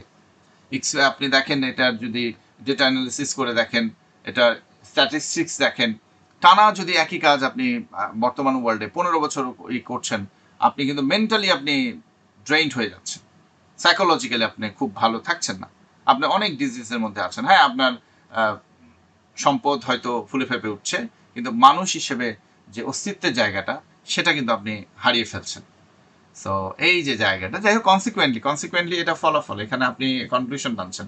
Consequently we are seeing a spike in burnout rates across the globe. আমরা দেখছি বার্নআউট হচ্ছে, বার্নআউট মানেই স্ট্রেস হচ্ছে। ওকে, এইভাবে আমরা আলোচনা করতে পারি। আরো the solution question, problem solving, how can the government reduce traffic কনজেশন। So আমি এটা শিখেছিলাম আপনাদের মাইক্রো ম্যাক্রো। তাহলে মাইক্রো লেভেল হচ্ছে ইন্ডিভিজুয়াল আর ম্যাক্রো লেভেল হচ্ছে ইনস্টিটিউশনালাইজ, মানে আপনি একটা প্রাতিষ্ঠানিকভাবে যে সমাধান সেটা গভর্নমেন্ট, আর মাইক্রো লেভেল কি ইন্ডিভিজুয়াল। তাহলে গভর্নমেন্ট কিভাবে ট্রাফিক কনজেশনটাকে কিভাবে রিডিউস করতে পারে, তো শুধু গভর্নমেন্ট কি একা এই কাজটা পসিবল? এখানে তো মানে ইন্ডিভিজুয়ালস বলেন বা যে জনগণ বলেন, মানুষ বলেন, ড্রাইভার বলেন, এরাও তো জড়িত। তো তাদের তো কিছুটা রেসপন্সিবিলিটি এবং দায় থাকবে। গভর্নমেন্ট তো আর ড্রাইভিং লাইসেন্স করবে না, গভর্নমেন্ট তো আর গাড়ি চালাবে না, তা গভর্নমেন্ট তো নিয়ম মেনে চলবে না, তাই না? ইন্ডিভিজুয়ালকে নিয়ম কানুন মেনে চলতে হবে এবং কনজেশন কিভাবে কমানো যায় সেটার ক্ষেত্রে ল থাকবে, সেটার ইমপ্লিমেন্টেশন থাকতে হবে। ওকে, চলেন। সো দ্যাটস আ মাল্টিফেসেটেড, যেহেতু মাল্টিফেসেটেড কেন বলছি, কারণ এখানে অনেক party involve. That's a multifaceted problem. On a macro level, the state must invest in reliable public transport infrastructure, right? On a macro level, the state must invest in reliable public transport infrastructure, such as subway systems, to reduce reliance on private cars. On a micro level, এই যে দেখেন আরেক দিকে আপনি on a macro level বলছেন, on a micro level বলছেন, তাহলে আপনার ডেপথ অফ আন্ডারস্ট্যান্ডিং, নলেজ আপনি যদি এভাবে উপস্থাপন করতে পারেন, আপনি নিজেকে অনেক একজন মেধাবী মানুষ হিসেবে প্রেজেন্ট করতে পারবেন এবং আপনার এক্সপার্টাইজ লেভেলটাও আপনি দেখাতে পারছেন, আপনার অ্যানালিসিসটাও আপনি দেখাতে পারছেন। যখনই অনেক মাইক্রো মেক্রো যাবেন, এমনিই তো আপনার ব্যান্ড স্কোর কোথায় থেকে কোথায় চলে যাবে, যে আপনি এই অ্যানালিসিসও বোঝেন। On a micro level, individuals could be encouraged to carpool or cycle through tax incentives. Carpool মানে কি? একই গাড়ি দিয়ে অনেকগুলো কাজ করা, তাই না? আমরা তো ইন্ডিভিজুয়াল সবাই অফিসে প্রত্যেকের ব্যক্তিগত কার্ড দিয়ে করছি। এখন আপনার কার্ড দিয়ে আপনার বাচ্চাকেও যেন স্কুলে দেওয়া হয়, এইভাবে একটা কার্ড দিয়ে অনেককে একসাথে কার্পুল করা, cycle through tax incentives. Ultimately, it requires a combination of policy and behavioral change. Multifaceted problem, তাই না? It has many sides, এটা বলতে আছেন, এইভাবে বলতে পারেন, খোলাভাবে বলতে পারেন। তো খোলাভাবে বলার দরকার কি? এটা শিখে নিলে, এটা রিপ্লেসমেন্ট, এটা শিখে নিলেই তো হয়ে যাচ্ছে। মাইক্রো ম্যাক্রো তো এর আগেই শিখিয়েছি, তো চাইলেই পারবে, এমন এত কঠিন কিছু না। Hypothetical change, examiner, if you could change one thing about your country's education system, what would you do? What would it be? What would you do? এইরকম প্রশ্ন করে থাকে, বুঝতে পারেন? যখন অনেক ভালো বলবেন তখন এরকম প্রশ্ন আপনি পেয়ে যাবেন। So the impact strategy, don't just say what you would change, say what would happen, রেজাল্টটাও সঙ্গে দিয়ে দেন, তাহলে চমৎকার অ্যান্সার হয়ে যাবে। আপনাকে বলছে টেক দ্য অপরচুনিটি, এভাবে করবেন, এগুলো প্র্যাকটিস করে নেবেন। If I were given the power to change one aspect, or if I given the power to rule the country, so what would you do? I would abolish standardized testing for young children. Were this to happen, students would feel less pressure. মানে আপনি standardised testing বলতে কি বোঝাচ্ছেন? এই যে আমরা যে পরীক্ষা নেই স্কুলে, প্রতিনিয়ত যদি আমরা পরীক্ষা নেই, মিড টার্ম, ফাইনাল, অ্যাসাইনমেন্ট, এগুলো দেই, তো আপনি যদি কি করতেন? আপনি অ্যাবলিশ করে দিতেন এই যে স্ট্যান্ডার্ডাইজড টেস্টিং, যেটা জাপান করেছেন ফর ইয়াং চিলড্রেন, ক্লাস 4 পর্যন্ত কোনো টেস্ট নাই। Were this to happen, students would feel less pressure. Were this to happen, যদি এটা হয়ে যায় তাহলে were this to happen, তাহলে খুব সুন্দর ফ্রেজ, যদি এটা হয়ে যায় তাহলে কি হবে? Students would feel less pressure and could focus on creativity rather than memorization. এর ফলে কি হবে? Consequently, we would likely see a generation of critical thinkers rather than just test takers. বুঝতে পেরেছেন? একটু এটা অ্যান্সারটার সাথে একটু আপাতত ভাবেন। অ্যাব্রোডে যেভাবে স্টুডেন্টদেরকে, বাচ্চাদেরকে করা হয়, স্পেশালি জাপানকে নিয়ে চিন্তা করেন, তাহলে আপনার কাছে পাবেন যে আসলে কত ভালো একটা জেনারেশন, টেকনিক্যালি সাউন্ড। হ্যাঁ, ভালো জেনারেশন বলতে আবার অন্যদিকে তাদের যেমন জনসংখ্যা নেগেটিভে চলে যাচ্ছে, তো সেখানে আপনি সব ভালোই তো ভালো না, তো প্রত্যেকটা ড্রব্যাকস আছে। তাহলে একটা জেনারেশন যারা ক্রিটিক্যাল থিঙ্কার্স, দেখেন ওয়ার্ল্ড ওয়াইড কত তারা সুনাম কুড়াচ্ছে, তাই না? যে কোনো স্টেডিয়ামে গেলে কি সুন্দরভাবে তারা সবাই সব সিটিজেনের মধ্যে এটা আছে, তারা রেসপন্সিবিলিটি নিতে পারে, আরেকজনের তারা দায়িত্ব নিতে পারে, আরেকজনকে ভালো রেখে তারা ভালো থাকা শিখিয়েছে স্কুলগুলো, এবং তাদের এই ক্রিটিক্যাল থিঙ্কিং এর জায়গাটা তৈরি হয়েছে, তাই না? সো এই একটা জায়গা, তাহলে আমরা আশা করি অনেক আলোচনা আমরা আপনাদের সামনে রাখতে পারলাম। তো এগুলো শুধু এখন আপনাদের এক্সিকিউট করার সময়। So the examiner asked about the impact of AI on classic literature. You know nothing about this. এমন যদি হয় তাহলে আপনি কি করবেন? সো আপনাকে ইউ ক্যান জাস্ট অনেস্টলি যে বলতে পারেন admit you don't know, then shift to what you do no.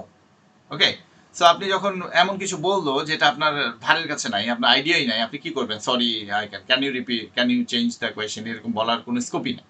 আপনি এটা বলেন honestly, to be honest I am not an expert on literature but I imagine that, এভাবে আপনি বলেন। যেমন ধরেন that's not a topic I have thought about deeply. However, based on my general knowledge of technology, I would assume, এভাবে আপনি phrase করতে পারেন। কি বলবেন সেটা আপনি যতটুকু জানেন সেটা নিয়ে তো বলতে হবে। তো স্ট্রাকচারটা এরকম, এতগুলো সেন্টেন্স আপনি বলেই ফেললেন, ওখানে মার্কস অলরেডি চলে আসে, আরেকটু কিছু বলেন, কি জানেন অ্যাজিউম করেন, বাস আপনার তো ল্যাঙ্গুয়েজের উপরে আপনার মার্কস ওখানে। আপনি কতটুকু জানেন, কতটুকু বুঝেন, কতটুকু পারেন, কতটুকু সঠিক, কতটুকু ভুল, এটার বেসিসে কিন্তু আপনার স্পোকেন ইংলিশে আইএলটিএস এ মার্কস হয় না। কিছুটা ইমপ্রেশন আসতে পারে যে হ্যাঁ আপনি এটা খুব ভালো অ্যাড্রেস করতে পারলেন না, কিন্তু আপনার ল্যাঙ্গুয়েজ আপনাকে দিতে হবে, আপনার ভোক্যাবস আপনাকে দিতে হবে, স্ট্রাকচার দিতে হবে, on the basis of the uses of your structure, vocab, আপনার ইন্টোনেশন, প্রনাউন্সিয়েশন, এগুলোর বেসিসে না আপনার ল্যাঙ্গুয়েজের মার্কসটা হয়। তো এগুলোকে আমরা অ্যাটলিস্ট অ্যাভয়েড করবো না। প্যারাফ্রেজ অ্যান্ড স্টল, প্যারাফ্রেজ করো, repeat the question in your own words, এইভাবেও আমরা একটু একটু করে করতে পারি, তাই না? যেমন রাকিব খুব ইউজ করে, let me rephrase that. So এই যে আপনি একটু সময় পেয়েও যাচ্ছেন, তাই না, এবং আপনাকে কমফোর্টেবল লাগছে, কনফিডেন্ট লাগছে, আপনি কিন্তু আবার সেখানে সময়টাও পাচ্ছেন। সো এভাবে আপনি বলতে পারেন। ধরেন প্রশ্ন করেছে, how does architecture affect mood, এখন আপনি you were asking, আপনি বলছেন, so you are asking about the psychological impact of building design on human emotions। দেখেন একই কথা আপনি বলছেন, ও যে প্রশ্নটা করছে ওটাই আপনি বললেন, oh so you are asking about the psychological impact of building design on human emotions, that's a fascinating connection। well, এই যে দেখেন আপনি কিন্তু অলরেডি অনেক কথা বলে ফেলেছেন। ওর প্রশ্নটাকে প্যারাফ্রেজ করতে পারলে আপনার জন্য অনেক, মানে পৃথিবীটাই সহজ। হ্যাঁ, আপনাকে কখনোই লেস কনফিডেন্ট মনে হবে না যে কোনো জায়গায়, যে কোনো ইন্টারভিউতে আপনি কখনোই আপনি মানে ব্যাটেলটা উইন করে আসতে পারবেন।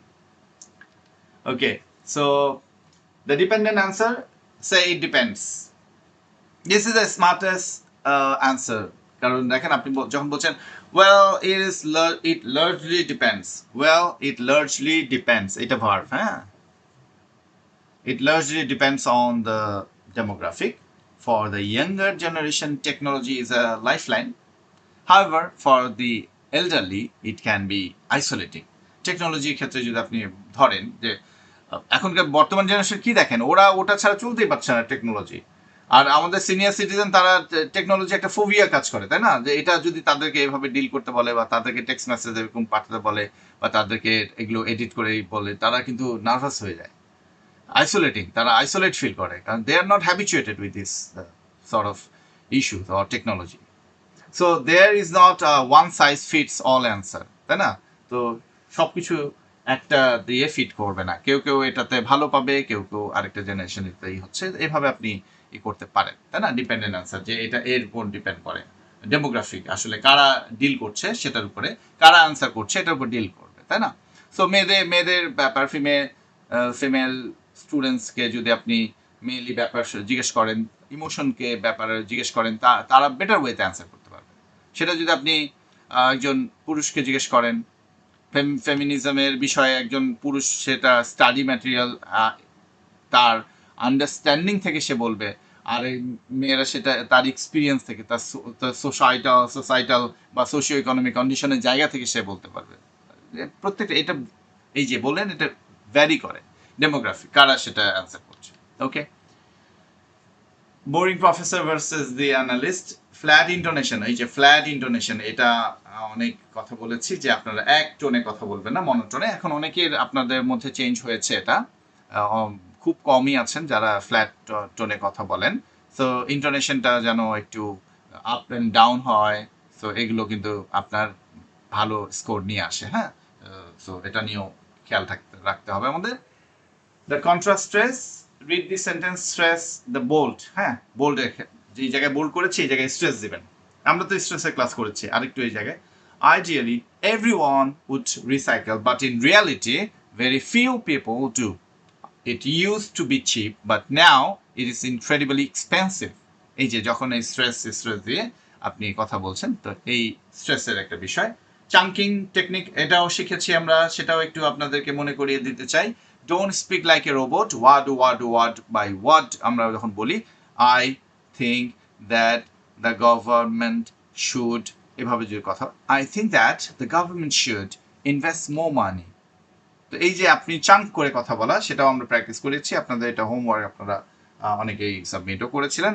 এগুলো প্র্যাকটিসে রাখতে হবে, রেগুলার বেসিসে প্র্যাকটিসে রাখতে হবে।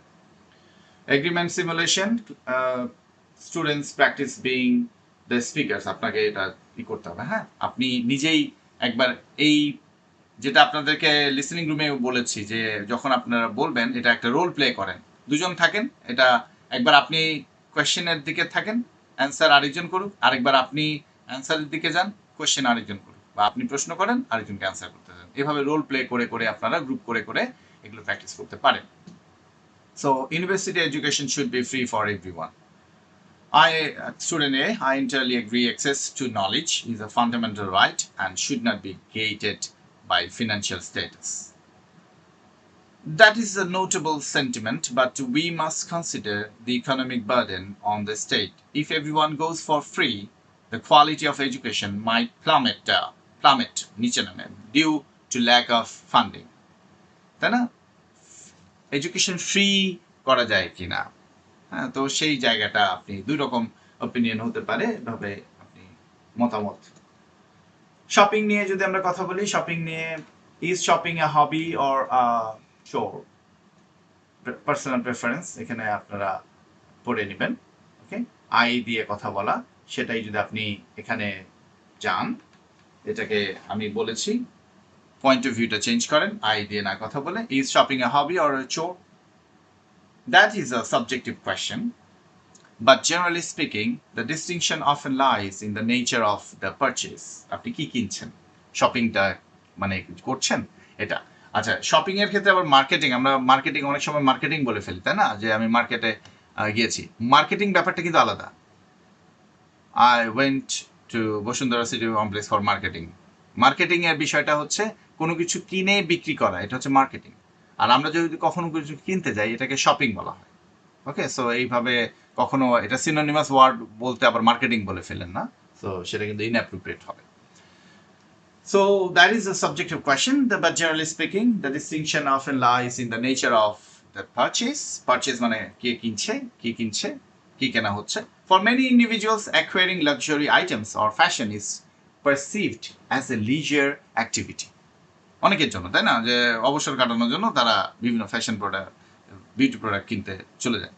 A form of retail therapy, if you will. Conversely, purchasing daily necessities is almost universally viewed as a mundane, অবশ্যই দরকার, তাই না, mundane domestic obligation. So, the categorization hinges entirely on whether the act is driven by desire or necessity. তাহলে আপনি এভাবে বললেন এটা হবি নাকি এটা চোর, এটা কি অ্যাক্টিভিটিস, কাজ আপনার কিনা, দায়িত্ব, কর্মকাণ্ড, এটা কি হবি কিনা। অনেকে লিজার টাইম পাস করার জন্য বান্ধবীরা মিলে শপিং করতে যায়, বা বন্ধুরা মিলেও শপিং করতে যায়। তো এই যে ব্যাপারটা, আচ্ছা, এটা পড়ে নিয়ে বাকিগুলো। Shopping, Y has online shopping become so popular, এখানেও একটা স্যাম্পল দিয়ে রেখেছি 6 ব্যান্ডের। এটাও ভালো একটা অ্যান্সার, খারাপ অ্যান্সার বলতে পারবেন না, কিন্তু এটাকে আমরা যদি আরো আপলিফট করতে চাই, তাহলে আমরা এভাবে আপলিফট করে ফেলতে পারি। তো সেটা আপনারা একটু দেখে নেবেন। আরেকটা question, what are the risk of consumerist society, এটাও একটা মডারেট অ্যান্সার। আর এটা আপগ্রেডেড আনসার, আপনি সেটাও একটু দেখে নেবেন। শপিং নিয়ে, হিস্ট্রি নিয়ে আছে, আমি ক্যাটাগরাইজ ওয়াইজ এখানে টপিকগুলো দিয়ে রেখেছি। আমাদের ক্লাস টাইম আমাকে অ্যালাউ করছে না পড়ে দেয়াটা, আপনি পড়ে নেবেন। আমি এখানে স্লাইডে রেখে দিয়েছি, আপনারা এটা একটু যখনই ক্লাসটা করবেন, রিপিট করবেন, তখন এটাকে দেখে নেবেন। ওকে, হিস্ট্রি নিয়ে প্রশ্ন আরো, do museum still have a role in the digital age?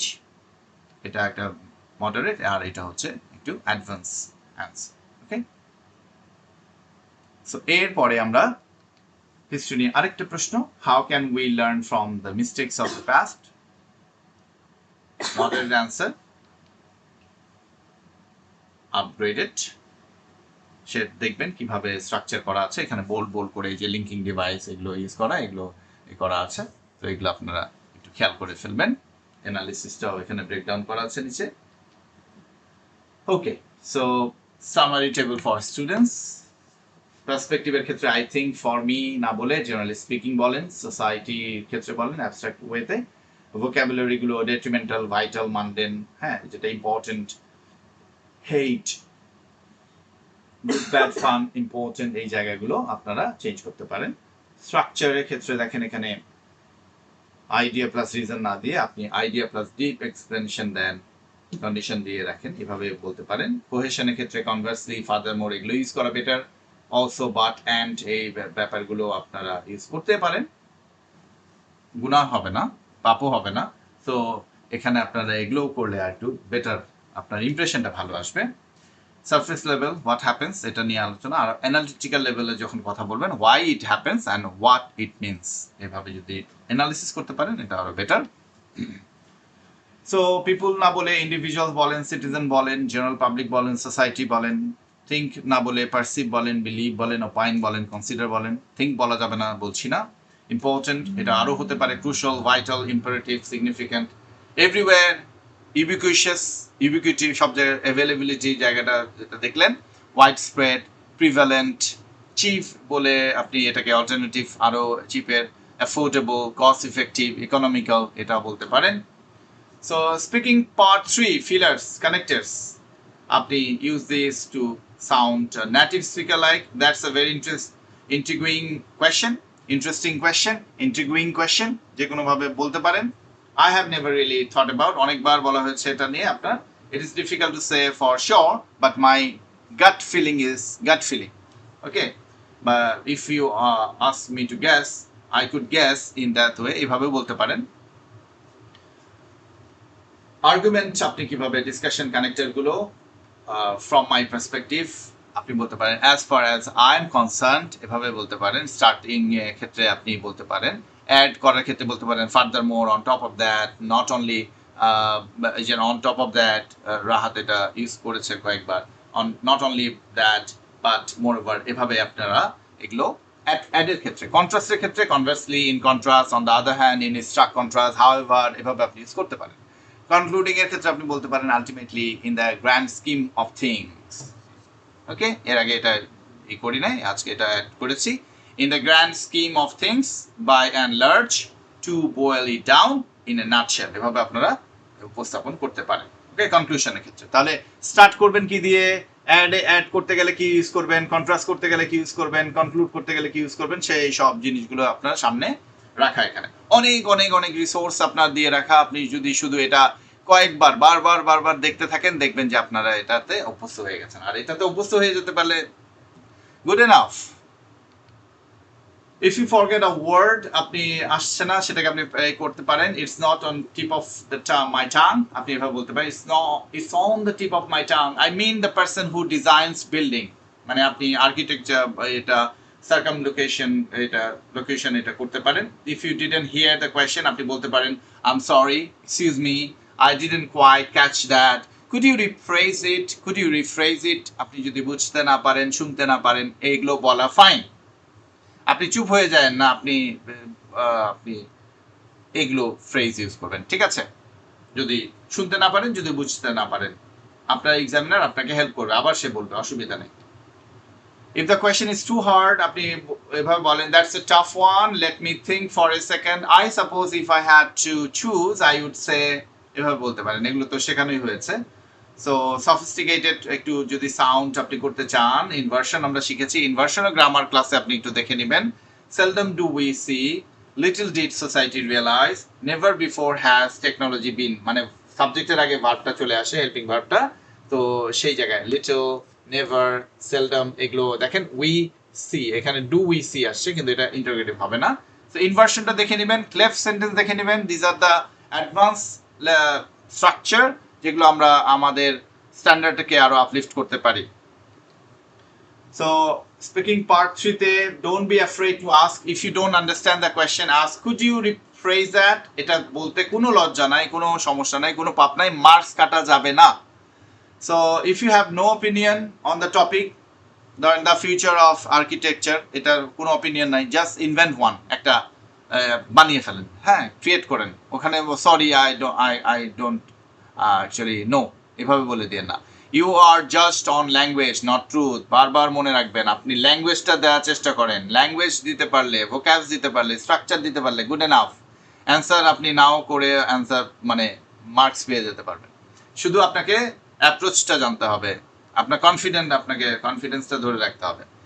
So be the professor. Imagine you are the tutor in listening section 3, calm, analytical and objective, তাই না? তো সেই বিষয়টা। In part 3 you are not talking about your life, you are a sociologist analyzing the world. Keep your distance, use logic and never stop at because এইখানেই থেমে থাকেন না, always go one step further. The examiner knows you are nervous. They don't care about your anxiety, they care about your recovery. কিভাবে আপনি recover করছেন, আপনি nervous হয়ে গেছেন, মার্কস কাটা যাবে না, কিন্তু আপনি রিকভার করতে পারলে আপনি কিন্তু ওকে, রিকভার না করতে পারলে মার্কস কাটা যাবে। If you stumble use a filler phrase, filler ফ্রেজগুলো ইউজ করেন, শিখছেন কিন্তু আপনারা প্র্যাকটিস করেন, and keep going. Fluency is not about not making mistakes, it is about keeping the flow, বলে যাওয়া, হ্যাঁ মিস্টেক করবেন ইটস ওকে, কিন্তু থেমে যাবেন it's not okay. So if you have any question you can ask. Thank you very much. Have a good day. Assalamu alaikum wa rahmatullah.